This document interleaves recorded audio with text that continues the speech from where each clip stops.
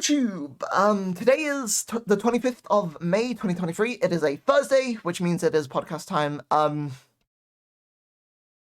don't know if I want to rush through the survivor ones, or if I just want to go into the same detail that I've been going in the last two attempts at recording, but... Right, let's just start off with Troubleshooter. So when you're being chased by a killer, the aura of the generator with the most progress is revealed to you. That might be useful for coordination, yes. And then the aura of a killer is revealed to you as well whenever you drop a pallet. Now, this is insane. So, fuck's sake, Toasty. Whatever. Anyway,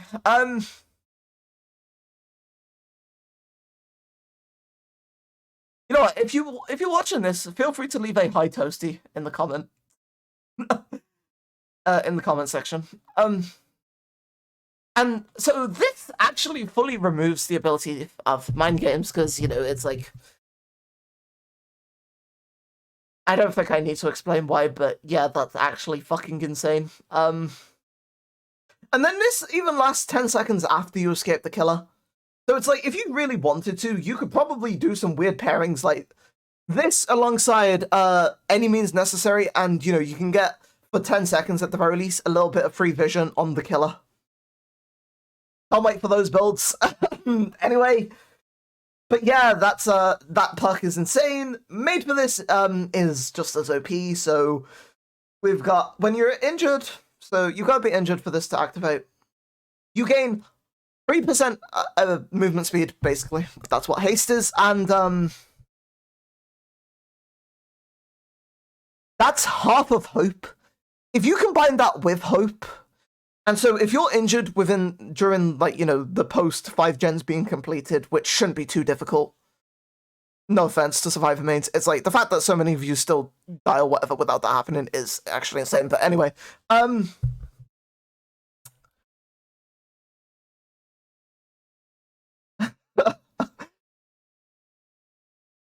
you can basically run at the same pace as most M1 killers.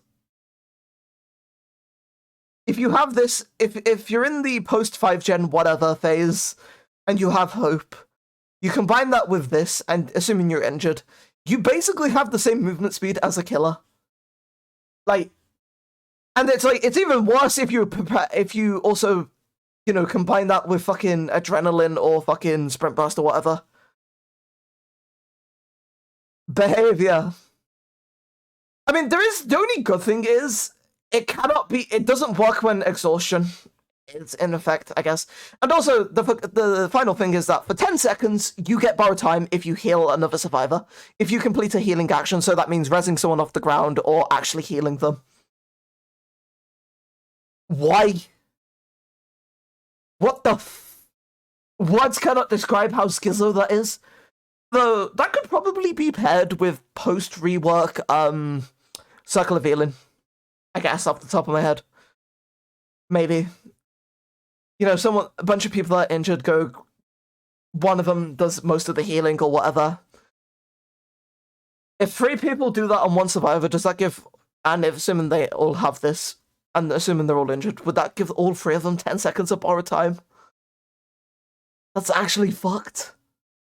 Even at tier 1, so when you're presumably doing your, what's it called? When you're doing your, free perk escape, your adept for Gabrielle, you probably will do it as soon as you hit level 10. You already have it for 6 seconds. You already will have it. You already will have access to borrowed time for 6 seconds. It's basically borrowed time anyway. Anyway, but yeah, that's insane.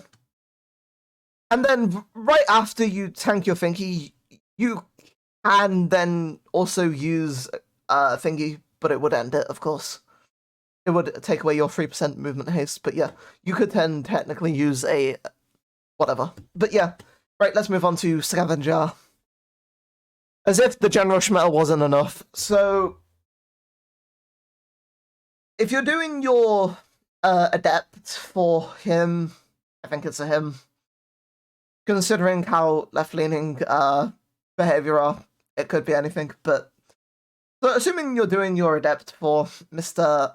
Soma, you only need to do it 6 times, and then if you can get it to purple, you only need to do it 4 times. So now you might be wondering, doing what? Well, you see, if you deplete the toolbox, you can, by completing great repair and skill checks, which, I mean, even I, who is mostly in the process of switching to Survivor, can pretty much do that within a gen or 2.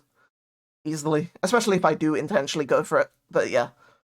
Reaching the maximum number automatically consumes them and fully recharges the toolbox. Because... reasons? Because the General Schmetal wasn't already insane as it is right now. Honestly, it's like, in a different meta, this wouldn't be as bad, and it probably, yeah, as I was saying in the last attempt to record this, it probably would be equal, shall we say, to Troubleshooter. I mean, it depends. I think they're all insane, like, 10 out of 10, but it's like, this has to be, like, the clear best, just because it's like, it is literally blowing up an issue with the current meta. It is making a current issue with the game even worse, technically. Obviously, it's probably not going to be as useful in lower MMRs, I guess, but it's like... this is just going to be insane. It's like, it's already not exactly uncommon for 5 gens to be done with, like, if we were to say, like, it starts now. Actually, no, we'll wait until it goes to 16 minutes past. It's not exactly uncommon that by, like, I don't know, shall we say 18 or 19 past, all 5 gens would be done, assuming the first gen was started back when the clock ticked. Easily. This means that, depending on movement speed or whatever, or if they're willing to use their fucking sprint burst to get to gens, we could easily see, like, 1 to 2 minute games here. Where it's like, at what point, it's like, what do you even do then? Obviously, you can technically tunnel someone out, of course, I guess, but it's like... the game is basically, would be over at that point. It's like, so we're exacerbating an issue that already ruins high MMR, and basically forces a lot of killers to take Corrupt, which, again, leaves you with only 3 perks, basically, after the 30 seconds, or if you can get a lucky down straight away. Behavior, what were you thinking, Oomfies? That is so disgusting. It's like... I just want to move on to the killer, because at least the killer perks actually have some fun. Well... the killer perks are also good. So it's like, obviously, we look at the last 2 killers. Skull Merchant's perks were basically useless unless you're certain killer... well, you know what I mean? Like, unless you did certain builds, which you didn't really want to do because back then you wanted to just commit to gen defense because it was the only way to actually, you know, give yourself a fighting chance. But yeah, and I think as far as Knight was concerned, I think Nowhere to Hide was like his only good perk off the top of my head. I know it's the only one that I ever consistently use, but anyway. And speaking of Nowhere to Hide, well, maybe not Nowhere to Hide per se, but as we will discuss, those aura reading perks might actually be pretty good with our first perk, which is Genetic Limits. Whenever a survivor finishes a healing action, they suffer from exhausted for 32 seconds. Now, you might be wondering, Ordo, why do you think that this should be combined with Thingy? One, I'm gonna be honest, this is just a theory, and if the ones that are smarter than me, because hey, unlike Ortho Twitter, I can actually accept that people are smarter than me, were to, you know, say that it won't really entirely work, I think in theory it could be good. So if you take like Barbecue and Chili, Lethal Pursuit, whatever, you should be able to see them, and then you will know, okay, you head towards them, you know, I don't know, once they hear the thingy, you can, I don't know, yeah. Once they hear you're in terror radius, they might run off. The one that's completed the healing action, which could be a potential injured person, won't be able to, you know, sprint burst away from you. That's potentially a free down. Again, obviously, it doesn't really do much about as far as General Shin is concerned. That obviously wouldn't be the focus, but yeah. But in general, yeah, this is pretty good. If you know that the survivors are just gonna chill beneath a hook, this can also be pretty good. Like, a lot of survivors do like to heal under hooks. So if you run straight to the hook, you will potentially get there as if you've injured them all. One of the ones that's injured will suffer from this, which means that you'll be able to get a trade down without the need for, much inferior perks like make your choice on that. But again, that's a theory. I have no doubt that that theory might be debunked or whatever by the likes of True Talent and OTZ, because they are obviously much smarter and better at the game than I. But that is just a theory. Feel free to try it out. If it works, again, whatever. It's like, although Twitter could learn a lot about that. But anyway, forced hesitation is the next one, which I actually like. So, I don't know about yous, but for a lot of killers, back in the day, I used to have, well, I used to call it a generalist page, but in reality, it was more of a page that was geared towards being anti, Swift slash, what's the other type? Bully squads, there we go. Swift bully squads, there we go. And I think this is a good third perk. So your core would, I mean, for me, it was always, Franklin's demise, because obviously we want them to lose their stuff or whatever, and for it to regress progress-wise, based. And then obviously Lightborn, because most of them would be taking the clicky-clickies.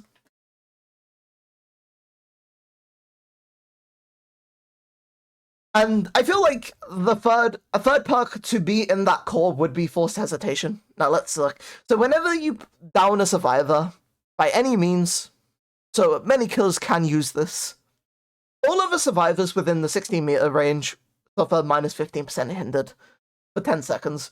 That is enough time for you to get a down. Now, obviously, once you get that next down, it's like, depending on the killer, you probably won't be able to get a second or a third down after that, like, first down caused by the centered effect. But at the bare minimum, it's like, you probably should get yourself enough space, though, that you can get at least one of those downs onto a hook. Which, again, when combined with the rest of your anti-Swift, whatever build, will be pretty good, hopefully. Anyway, free your shackles.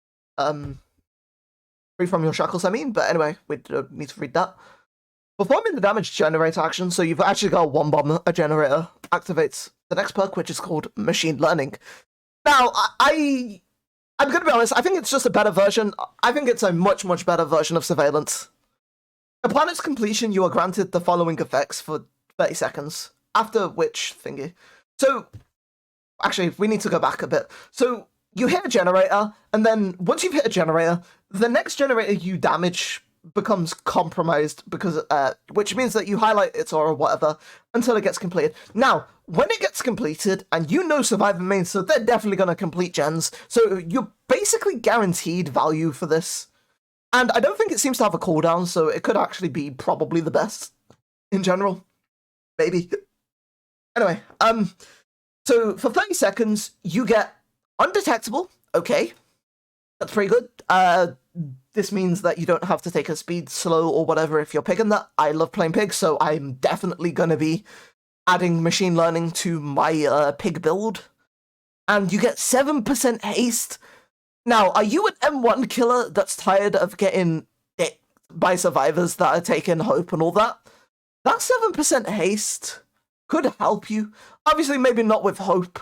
I mean, maybe it could, I guess, in the first stages after the 5th gen gets completed, but, you know what I mean. It's like, that is so good. That is so good for the shite killers. Well, it's like, I might even try this on Onryu, because I feel like, in theory, it could be useful. And also, undetectable is just great for setups. I don't know much about Basement Bubba, but maybe at least one of these, probably just Forced Hesitation, might be useful to Basement Bubba players. I'm not going to pretend to know or care about what yous do, because I don't really play that style myself. Anyway, what is next, you might be wondering. I'm glad you asked.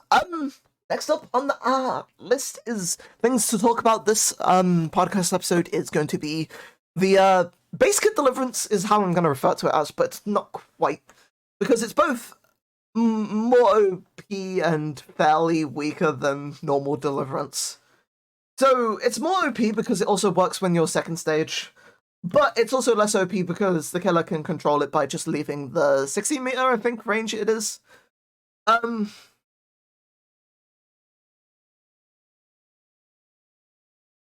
Which is pretty good. Pretty good. Well, pretty good if you're a survivor anyway. Obviously the main solution to this would be if you're a killer main, just take fucking Devour Hope. Like, I imagine Devour combined with Retribution probably will become, like, 2 core perks unless you're playing against a Swift, in which case you probably have a build for that.